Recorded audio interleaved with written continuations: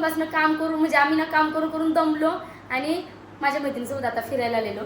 काल आम्ही खंडाळा लोणावळा खंडाळ्यात आलोय. आम्ही मस्त थंडगार हवेच्या ठिकाणी आलोय आणि माहिती आहे का मज्जा. आम्ही बाहेर फिरायला आलो ना तरी पण आता ह्यावेळेस एक्स्ट्रा होती ही, पण ना आम्ही असं पण आलं ना की एकच रूम घेतो आणि रात्रभर गप्पा मारत बसतो, लुडो खेळत बसतो, काही ना काही करत बसतो. ह्यावेळी काय झालं, खूप सगळे दमलेले होते. तर ही माझ्यामुळे नाही तुझ्यामुळे नाही, असंही नॉर्मली पण आम्ही असंच करतो. ती मी आणि हर्ष कुठे गेली इकडे, आम्ही तिघे ना मस्त एका रूम मध्ये ह्या रूम मध्ये झोपलेलो आणि हे दोघं अरे काम आम्ही करतो आणि दमतात ते दोघं असे झोपले ना. आम्ही त्याच्यावर 2 वाजेपर्यंत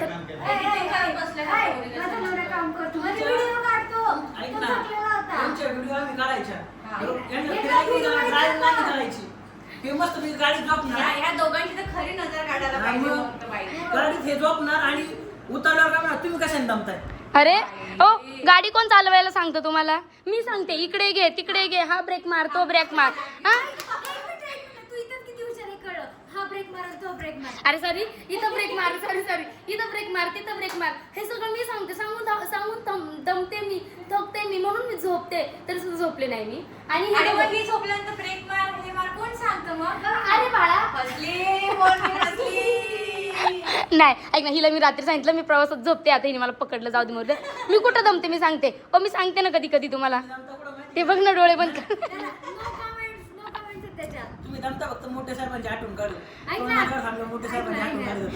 अरे हा काल ना मी व्हिडिओ टाकलेला टोल नाक्याचा बरं का, जस्ट एक कॉमेडी म्हणून बनवलेला. त्यावर काय कमेंट्स केल्या की पैसे नाही तुमच्याकडे तेवढे पैसे नाही का. आम्ही म्हटलंच नाही आम्हाला माफ करा. रिचार्ज केला माझ्या, तो ऍक्टिव्हेट झाला नव्हता तोपर्यंत. तो म्हटला इथे 500 रुपये द्या, गाडी साईडला घ्या, रिचार्ज झाल्यानंतर 500 रुपये तुमचे घेऊन जा. पण म्हटलं आम्ही का 500 रुपये देऊ. आणि आम्हाला खूप जास्त हिचं म्हणजे कार्यक्रम पूर्ण स्टार्ट झाला होता आणि उशीर व्हायला म्हणजे पूर्णच उशीरच झाला होता, कारण हिला 12 वाजेपर्यंत पोहोचायचं होतं आणि आम्हाला पोचायला 2 वाजले ना. 2 वाजले. मग आम्हाला एवढा वेळ पण नव्हता आणि मग आम्ही व्हिडिओ चालू केला ते निघून गेले. आमचं असं काही नव्हतं डोक्यात की आम्हाला पैसे द्यायचे नाही, आमच्याकडे आहे तेवढे पैसे.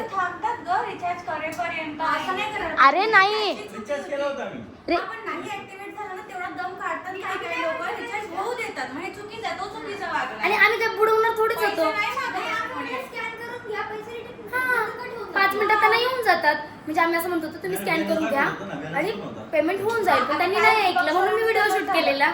जस्ट एक कॉमेडी पार्ट होता. पण काही लोक ना एवढे बावळट आहेत ना, जाऊ द्या त्यांचं काय करायचं आपल्याला. तर हा आमची नेक्स्ट होय विशाल कुठं जायचं नेक्स्ट ट्रिपला मला सांग. परवा दिवशी पुण्यात जायचं का शिक्रापूरला जायचं का पावगडला जायचं.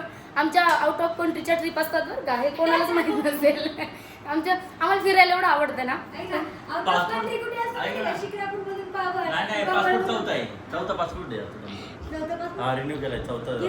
हा मग एवढं फिरलेत.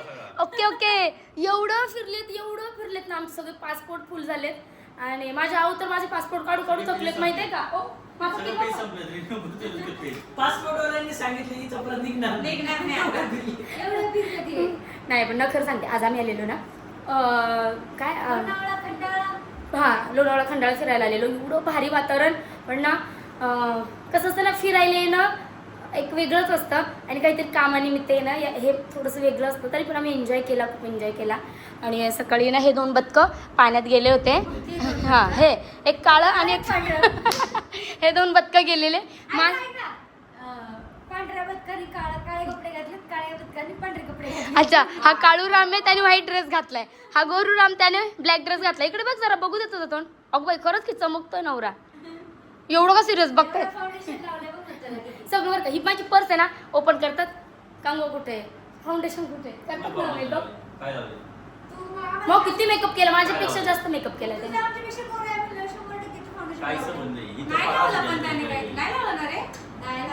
अगं आपण झोपल्यावर तो लावतो.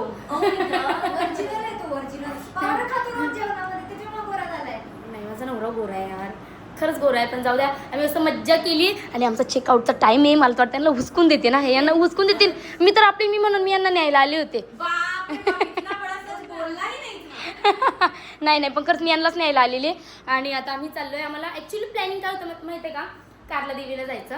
आणि ना मला तर वाटतं नकोच जायला, या साहेबांनी अंडे खाल्ले सकाळसाठी.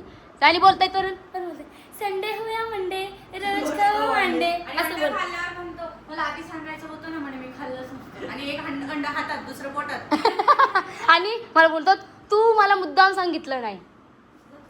ऐक ना, त्यांना ना मी काल बडबड केली, काय माहिती ते काहीतरी बोललेले आणि त्यावेळेस मी त्यांना ना बडबड केली, त्यामुळे ना ते असे बसलेत. बोला, परत बोला ना तुमचं एक वाक्य.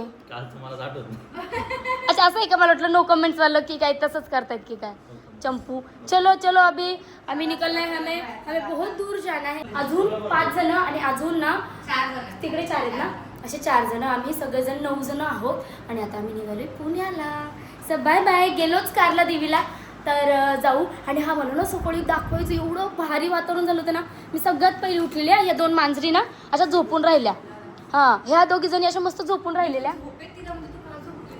आणि मी ना सकाळी सकाळी उठले आणि बाहेर आले. आणि एवढं भारी वातावरण आहे ना. एक मिनिट, हे बघा, हा जो कंपाऊंड आहे ना त्याच्या बाजूला पूर्ण असा ओढा आहे. हे बघा, आता थोडंसं उन्हाळा असल्यामुळे पाणी कमी आहे, पण तरी सुद्धा उन्हाळ्यात एवढं हिरवंगार आणि एवढं भारी. पक्षी गाणं बोलत होता, म्हणजे असं इतकं सुंदर ना, असं वाटायचं एक बासुरी वाजते की काय, इतकं सुंदर ते गाणं बोलत होता. मी ना वाटलं स्क्रीनवर टाकते, ते तुम्ही नक्की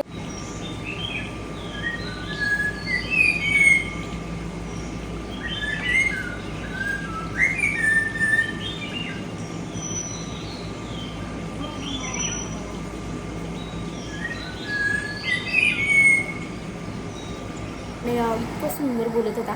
सो तर आम्ही असं छान लोकेशनला आलो होतो इथे स्टे करायला, लोणावळा खंडाळामध्ये. सो तर सगळं झालं, कार्यक्रम झाला, आमचा एन्जॉय पण झाला आणि आता आम्हाला जायचं आहे. गेलोच तर कारला देवीला जाईल, नाहीतर मग डायरेक्ट घरी जाऊ, कारण खूप सगळे काम आहेत. So bye bye. कसा वाटला आमच्या मैत्रिणींचा, आमच्या फ्रेंड्स लोकांचा ब्लॉग मला कमेंटमध्ये नक्कीच सांगा. आवडलास तर लाईक शेअर सबस्क्राईब करा आणि गोड गोड कमेंट्स करा. माझ्या गोड गोड लोकांकडनं एवढीच अपेक्षा असते की छान छान कमेंट्स कराव्या, वाईट कमेंट्स करू नये. So bye.